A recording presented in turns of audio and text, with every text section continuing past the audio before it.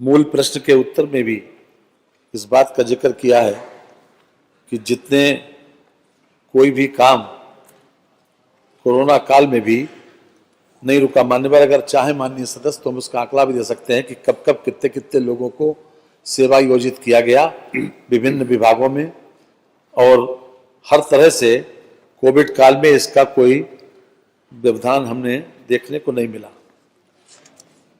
हमारी ऐसी कोई योजना भी नहीं है कि हम उनको अलग से कोई ग्रेस पीरियड दें कि 2 साल का, ये इस प्रकार की कोई योजना फिलहाल नहीं है। जहाँ तक एम्प्लॉयमेंट ऑफिस की बात है, हम ये बता सकते हैं कि चाहे पुलिस में हो या अधीनस्थ चयन सेवा आयोग के माध्यम से हो या फिर लोक सेवा आयोग के माध्यम से हो, हर क्षेत्र में हमने एम्प्लॉयमेंट लोगों को दिया है और इसका आंकड़ा भी हमारे सामने है। मान्यवर, जो भी आपने कहा कि जैसे वो डिफेक्ट हो रहा है, इसमें 17 से लेकर अब तक हमने 6,99,821 लोगों को रोजगार दिया है। ये ऑन पेपर है, अलग अलग इसका ब्रेकअप चाहे तो ब्रेकअप बता दें। माननीय सचिव जी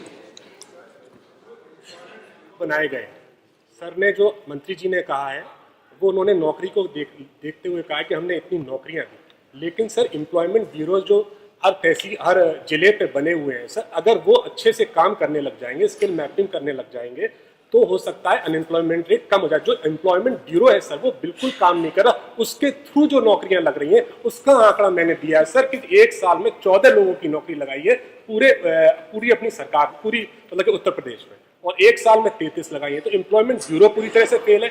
दूसरा सर, मेरा जो कहना था कि जो लोग बीमारी की वजह से, जो कोविड जिनको हो गया था उसकी वजह से जो लोग एग्जाम नहीं दे पाए, अगर सरकार उन पर विचार कर ले, क्योंकि उन्होंने 3-4 साल से तैयारियां की हैं सर। उसका उत्तर तो आ गया कि सर ऐसा कोई उस दरमियान कोई एग्जामिनेशंस नहीं हुए जिसके कारण उनका जब कोविड के। जी माननीय मंत्री जी, जो श्रम विभाग के माध्यम से रोजगार मेले लगाते हैं, एक उत्तर आ गया, वो वही कोऑर्डिनेट करते हैं। अरे वो भी समझदार है, उसको वही कोऑर्डिनेट करते हैं। जस्टिफाई नहीं करे अपने आप। जो श्रम विभाग के माध्यम से हम रोजगार मेले लगाते हैं, जिसके माध्यम से लोगों को रोजगार मिला, तो वही उसको कोऑर्डिनेट करते हैं। मेरा उस पर यह है कि कुछ योजना ले आइए जिससे वो बेहतर काम कर ले। प्रश्न क्या 14 माननीय श्री देवेंद्र प्रताप सिंह जी हैं जी, पूछिए। महोदय जी, आपके माध्यम से मैं मंत्री जी से पूछना चाहूँगा कि मेरा जो मूल प्रश्न था वो ये था कि जल सृजित योजना में जल संचय की प्रक्रिया क्या होगी। आपने कहा कि हर तालाब में उसकी संग्रहण क्षमता 10,000 क्यूबिक मीटर होनी चाहिए। मानवर, जब आपने एक योजना बनाई तो निस्संदेह आप चाहते हैं कि इसमें जल भरे, तभी उसकी सार्थकता मालूम होगी। मैं आपसे पूछना चाहता हूं कि किस प्रकार आप इसमें जल भराव करेंगे। आपने लिखा है कि सर्वथा सबसे अधिक आप जो जल संचय कराएंगे वो वर्षा के पानी से। मैं आपसे पूछना चाहता हूँ, कितना पानी अब गिरता है, कितनी बरसात होती है, क्या उसके माध्यम से आप अपना तालाब भर पाएंगे? मैं आपसे निवेदन ये करना चाहता हूँ। दूसरा मेरा प्रश्न था कि जब तक आप कैचमेंट एरिया नहीं बनाएंगे, आप अपना तालाब को भर नहीं सकते। कैचमेंट एरिया अगर आप उसमें रुकावट है, अगर घर बन गए हैं, मेड़बंदी हो चुकी है, कब्जेदारी उसमें है, तो आप मानवर, मैं आपसे पूछना चाहता हूं मंत्री जी कि किस प्रकार आप जल भरेंगे उस तालाब में। आपने कहा पेड़ लगाएंगे, उसका सौंदर्यीकरण करेंगे, कौन बैठेगा आपकी कुर्सियों में?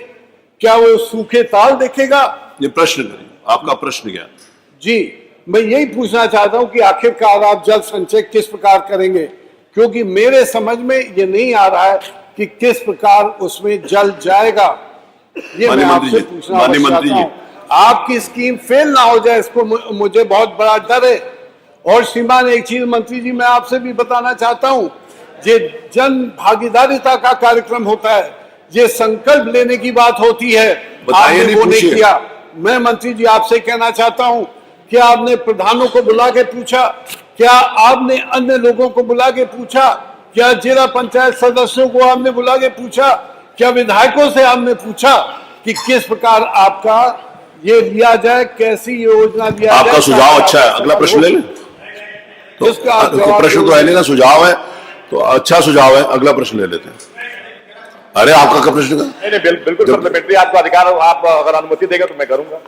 ये बहुत ही अच्छा प्रश्न है। चलिए एक प्रश्न करिए नहीं, लास्ट। माननीय अध्यक्ष जी, या चूंकि माननीय जो सदस्य हमारा जो प्रश्न लगाए हैं बहुत ही अच्छा है, और मैं आपने क्यों नहीं लगाया वो? मैं अच्छा आपका संरक्षण चाहूंगा, और मैं आपसे निवेदन भी करूंगा कि इसका उत्तर एक बार आप जरूर पढ़िए। मैंने पढ़ लिया। आप एकदम पढ़िए अध्यक्ष जी, मेरे पास पहली है। बार ऐसा हुआ है। इसके प्रथम पैरा में इसमें लिखा हुआ है, जैसे ये मैंने जो लग रहा है कि इसमें ये सुझाव दिया गया है। प्रथम पैरा के लास्ट पॉइंट में लिखा है कि तालाब में साफ पानी अंदर जाए, इसके लिए पानी के आगमन एंट्री पॉइंट पर यथा आवश्यक स्क्रीन एवं सील चैम्बर की व्यवस्था भी की जानी चाहिए होगी नहीं।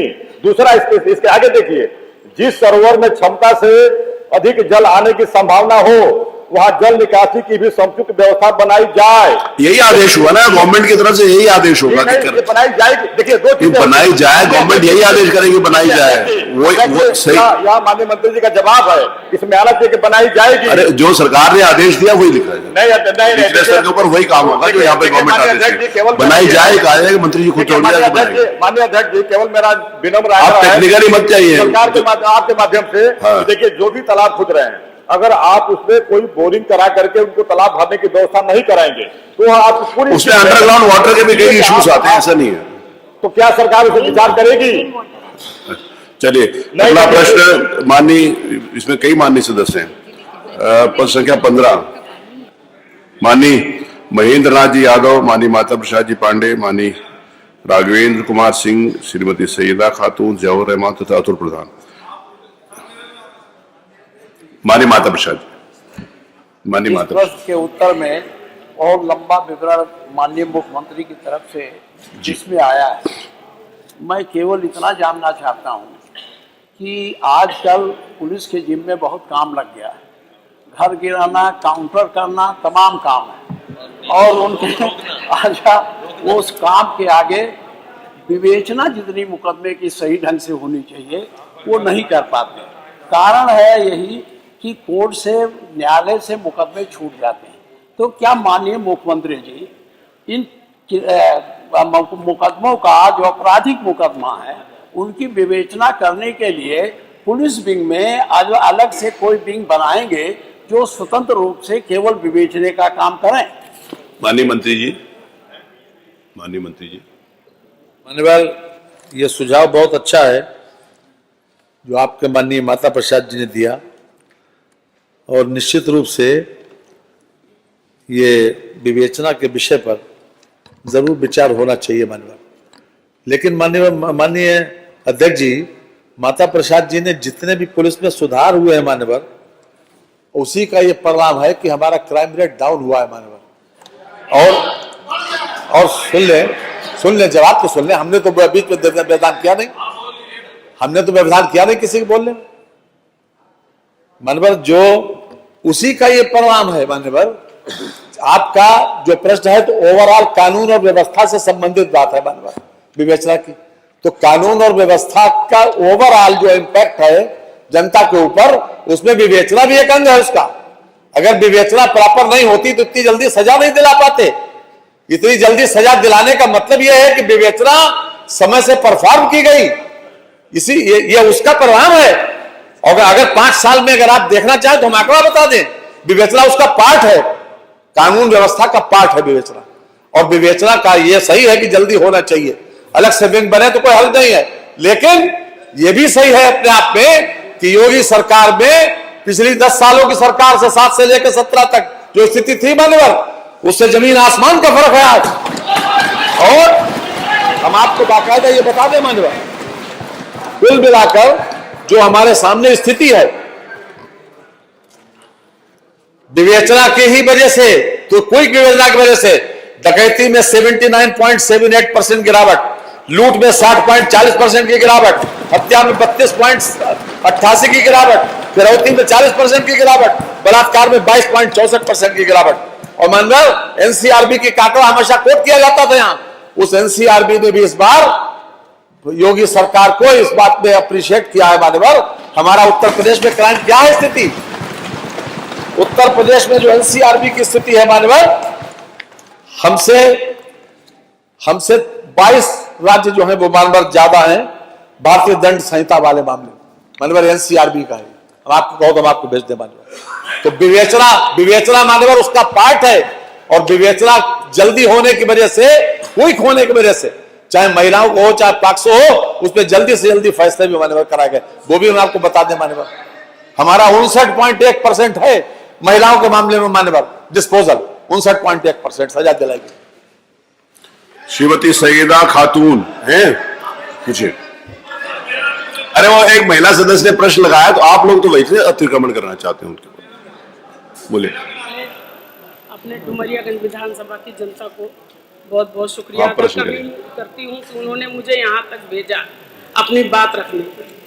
मैं पूछना चाहती हूँ स्पीकर साहब कि क्या ये बताएंगे कि हमारे क्षेत्र में जो अभी 15 दिन हुआ, 1 महीना हुआ और लड़की की छेड़छाड़ हुई, उसके साथ आप वो लिख के दे दो, वो तो नई जानकारी होगी ना जी। पर्टिकुलर किसी केस के बारे में आप पूछ रहे, जनरल प्रश्न है उसके, उसमें नहीं है। आपको कोई अलग से प्रश्न हो तो आप दे दीजिएगा, मैं मंत्री जी को कहूंगा, आपको जवाब दे देंगे उसका। हमारे क्षेत्र में जैसे भवानीगंज क्षेत्र में एक गांव है, उसमें 16 साल की लड़की, दलित लड़की थी, उसके साथ सामूहिक बलात्कार हुआ, लेकिन 15 दिन तक FIR नहीं लिखा गया। अभी तक एक आदमी घूम रहा है, अभी एक बैठा हुआ है थाने में, लेकिन अभी तक जेल नहीं भेजा गया। हमने सीओ से आज बात किया तो उन्होंने कहा कि मैं उसकी जांच कर रहा हूँ, वो जेल चला गया, लेकिन अभी तक थाने पे बैठा हुआ। वही हमारे बगल में रुदौली में आप लिख के जांच करा देंगे, जांच करा के आपको बता देंगे। जी अतुल जी।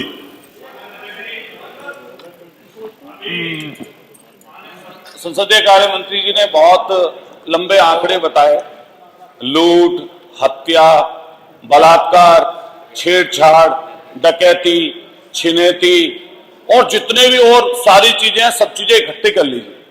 अभी कोई दिन ऐसा नहीं जा रहा मान्यवर जिस दिन सुर्खियां ना बनती हो, दुष्कर्म नहीं सामूहिक दुष्कर्म की सुर्खियां बनती। अभी कितनी बड़ी, मैं पूछना चाहूँ, आपका संरक्षण चाहता हूं। ये छोटा मामूली प्रश्न नहीं है, माननीय मुख्यमंत्री जी आज यहाँ पर बैठे हैं और हम उनके सामने बात कहना चाहते हैं कि जिस तरह की घटनाएं होती हैं और पुलिस उसको किस तरीके से दर्शाती है, इसके जीते जागते उदाहरण आपके सामने है मान्यवर। मैं अपने मेरठ की घटनाओं का जिक्र अगर करने लगूं, अभी 19 लाख की लूट मेरठ में हुई, भरी कचहरी में, हापुड़ में सीधे गोली मार दी भरी कचहरी में। आप हापुड़ की पता, गाजियाबाद की पता कर लीजिए, लोकर उखाड़ कर ले गए। आपने एक जनरल यहाँ पर प्रश्न, मैं नहीं मान्यवर, पर्टिकुलर इश्यूज को लेकर मैं पूछना चाहता हूं कुछ चीजें। पूछिए। मैं ये पूछना चाहता हूं कि जब इस तरह के क्राइम लगातार आपके डाटा में घट रहे हैं, तो मानवाधिकार के नोटिस सरकार को सबसे ज्यादा कैसे मिल गए? और कस्टोडियल डेथ पर अगर क्वेश्चन करने लगे हम लोग, जब हत्या का जिक्र आता है तो हत्या का जिक्र अगर बदमाश ने की हो, गुंडे ने की हो, मवाली ने की हो, तो आप जो कार्रवाई कर सकते हैं हम उसका साथ देंगे। लेकिन हम पूछना चाहते हैं, जब पुलिस कस्टोडियल डेथ पीट पीट कर थाने के अंदर किसी व्यक्ति को मार देती है, अभी गोंडा में एक व्यक्ति अपने मान्यवर, आपका संरक्षण चाहता हूं, ये बहुत महत्वपूर्ण विषय है। हत्या किसी बदमाश के द्वारा की गई नहीं। मैं मान्यवर कहना चाहता हूं आपसे, अभी घटना है प्रतापगढ़ की, एक हमारा लड़का सिर्फ काला झंडा दिखाने की वजह से 5 बम दिखा दिए उसके। मान्यवर मुख्यमंत्री जी बैठे, जांच करा लीजिए, अगर उसकी वहीं से गिरफ्तारी ना हुई हो। काला झंडा आप पूछना क्या चाहते हैं? अतुल जी, आप क्या पूछना चाहते हैं? मैं क्वेश्चन ये पूछना चाहता हूँ, ऐसा क्यों हो रहा है? चलिए, माननीय ने कहा माननीय मंत्री जी, ठीक उत्तर आ जाए, ऐसी जांचों का क्या होगा? उत्तर आ जाए, सारी जांचों का यहाँ पर संभव नहीं है बताना। अगर कब उसके बाद पकड़े गए, अगर कब पकड़े गए, आप डिबेट भाषण देने के लिए मैं आपको नहीं कहा प्रश्न, मैं मान लूंगा इस बात। नहीं, आप भाषण मत दीजिए, आप प्रश्न पूछे। नहीं, अब बैठ जाइए, आपने बहुत कुछ पूछा, उत्तर आने दीजिए। अरे उत्तर आने दीजिए, यहाँ पर सिर्फ एक तरफा भाषण नहीं हो गया, प्रश्न काल आइए, बैठिए। माननीय मंत्री जी बैठ जाइए, हो गया माननीय। अरे आप उत्तर भी जाएंगे कि सिर्फ भाषण देंगे? अरे 2 बजे 3 बजे बैठिए ना। संज्ञान में लेना चाहिए अध्यक्ष जी, ये तो संज्ञान में लेना चाहिए जो बात कही जा रही है, संज्ञान में लेना चाहिए। मैं उसको, आप पर्टिकुलरली हर केस के बारे में यहाँ से उत्तर जाएंगे तो इंडिविजुअली केस का उत्तर कहां से देंगे? माननीय मंत्री अब बैठे, अतुल जी हो गया आपको। अब देखिए, इसके बाद फिर मुझे सख्ती करनी पड़ेगी, बैठ जाइए प्लीज। नो, बैठिए प्लीज, बैठिए। नहीं, मैं आपको अनुमति नहीं दे रहा हूं। मैं आपको अनुमति नहीं दे रहा हूं बैठने बोलने की। आप बैठ जाइए, नहीं आपको अनुमति नहीं है अशिष्टता करने की। माननीय अध्यक्ष जी, माननीय सदस्य को यह जरूर सोच लेना चाहिए कि सरकार किसके साथ खड़ी है, अपराधी के साथ या जो कि अपराध कर रहा है उसके साथ। अपराधी के साथ ये आरोप मिथ्या है, गलत है, उसकी जितनी निंदा की जाए उतनी कम है मानव। किसी मामले में मानव जब कोई अपराध हुआ तो उसी लेवल पर और उसके उसी की अनुपात में मानव उस पर कार्रवाई की गई, उसी अनुपात में मानव। ये इसीलिए कि अपराध किसी भी तरीके से अपराधियों का मनोबल न बढ़े मानव। हर तरह जो आप मानव आपने हापुड़ की घटना बताई, क्या उसमें कार्रवाई नहीं हुई? क्या उसमें पूरी तरीके से कार्रवाई हुई? लोग कार्रवाई करने में जब कार्रवाई होती है तो लोग ट्राई करते हैं, इतनी जबरदस्त कार्रवाई हुई इसी सरकार में हुई। इसलिए आगे भी अगर कोई बात अगर आप कहेंगे तो उसका पूरा आपकी बात का सम्मान करते हुए उसका संज्ञान लेके कार्रवाई जरूर होगी। ये मैं माननीय मुख्यमंत्री जी की तरफ से आपको आश्वस्त करना चाहता हूं, जरूर होगी। कोई भी ऐसा अपराध नहीं है मान्यवर जो उत्तर प्रदेश में घटित हुआ हो और जिस पर कार्रवाई न हुई हो, चाहे वो कितने जीरो टॉलरेंस की बात हमने अपराधियों के लिए करी कि हम अपराधियों के को किसी प्रकार का संरक्षण नहीं देंगे, किसी प्रकार से माफी नहीं जाए, कितना बड़ा हो, किसी स्तर का हो, उसको किसी प्रकार की कोई माफी कोई संरक्षण नहीं है मान्यवर। ये इस सरकार की नीति है और इस सरकार ने 2017 से इसी नीति का पालन भी किया और उसमें मान्यवर परवान भी उसके आए और आगे भी अगर कोई मान्यवर सदस्य लिख के आज ही देंगे तो हम उसको बाकायदा उसका संज्ञान लेकर उस पर कार्रवाई जरूर करेंगे। पूजा पाठ पर संख्या 16। अध्यक्ष महोदय, माननीय मंत्री जी से माननीय सदस्य ने ये पूछा था कि एक नौजवान ने केवल सरकार का विरोध के लिए काला झंडा दिखा दिया और लोकतंत्र में उसकी जगह है। कम से कम नेता सदन को इतने बड़े दिल का होना चाहिए कि अगर कोई विरोध कर रहा है तो उससे पूछें कि आखिर विरोध क्यों कर रहे हो, हमारी डबल इंजन की सेवा तो इतनी अच्छी चल रही है। और अध्यक्ष महोदय, मुझे याद है एक व्यक्ति ने गाजीपुर से मुझे फोन पर धमकी दी कि आपको उड़ा दिया जाएगा, जान ले लूंगा मैंने उस व्यक्ति को बुलाया, पूछा मैंने कहा भाई तुम क्यों जान ले लोगे? उसने कहा कि हमारे गांव की समस्या का समाधान नहीं हो रहा है, इसलिए हाईलाइट करने के लिए मैंने कहा। उसकी समस्या का समाधान हुआ। लेकिन यहां क्या हो रहा है सरकार में, अगर कोई काला झंडा दिखा दे, सरकार के खिलाफ अपनी बात उठाना चाहे, और क्यों ना उठाए बात। जिस मेडिकल कॉलेज का प्रधानमंत्री जी ने उद्घाटन किया हो, क्या वो मेडिकल कॉलेज चल रहा है? क्या वहां पर इलाज हो रहा है? क्या पर्याप्त डॉक्टर्स हैं? क्या पर्याप्त मशीन्स पहुंच गई हैं? क्या पर्याप्त पैरामेडिकल स्टाफ? एक घटना। और दूसरी घटना प्रतापगढ़ की, अगर किसी छात्र नौजवान ने विरोध के लिए काला झंडा दिखा दिया, हमें न जाने कितनी बार काला झंडा दिखाया गया, उसके ऊपर पुलिस से फर्जी बम दिखा करके जेल भेज दिया। ये मामूली घटना नहीं है। और जो कस्टोडियल डेथ की बात कर रहे हैं, अभी गोंडा में कस्टोडियल डेथ हुई अध्यक्ष महोदय, कस्टोडियल डेथ गोंडा में हुई। एक नौजवान को बुला लिया और पुलिस से पीट करके जान दे दी। बातें लिख के दे देंगे, उसका जवाब देंगे। इसलिए अध्यक्ष महोदय, कम से कम पार्लियामेंट्री मिनिस्टर अगर बात संज्ञान में कोई पर्टिकुलर घटना दे तो माननीय अध्यक्ष जी, हमने ये कभी नहीं कहा कि अपराधों को जीरो कर देंगे, ये कभी नहीं कहा। और ऐसा नहीं है कि आपके जमाने में अपराध नहीं हुए। अगर अपराध नहीं करना, जीरो टॉलरेंस क्या है अध्यक्ष जी? अध्यक्ष महोदय, जीरो टॉलरेंस क्या है? जीरो टॉलरेंस अपराधियों के प्रति है। अगर कोई अपराध करेगा तो वो सजा जरूर पाएगा, ये है जीरो टॉलरेंस। उसको बख्शा नहीं जाएगा, उसको बख्शा नहीं जाएगा। माननीय मंत्री जी बैठे, अगर कोई अरे आप अपराध, अरे बैठे आप, कोई भी व्यक्ति अगर ये भी है कि अगर किसी व्यक्ति तो क्या पुलिस में कार्रवाई करेंगे कि आइए? जरूर करेंगे। कोई भी व्यक्ति जो किसी स्तर का हो, अगर वो अपराध करेगा, कानून की दृष्टि से अपराध होगा, तो वो चाहे किसी स्तर का व्यक्ति हो, कितना ही पहुंच वाला हो, कितना शक्तिशाली हो, उसके खिलाफ कार्रवाई जरूर होगी। ये गोंडा की जो रिपोर्ट मेरे हाथ में, मैं ये टेबल कर रहा हूं आपके। आप बैठे, मैं टेबल कर रहा हूं। आपका विषय नहीं है, आप बैठे। आपको नहीं, आपको अनुमति नहीं है, प्लीज। माननीय मंत्री जी, अच्छी बात है, मैं किसी मंत्री को बार बार कहूं, बैठिए। प्लीज असिस्ट नहीं, वहां से जवाब आने दीजिए।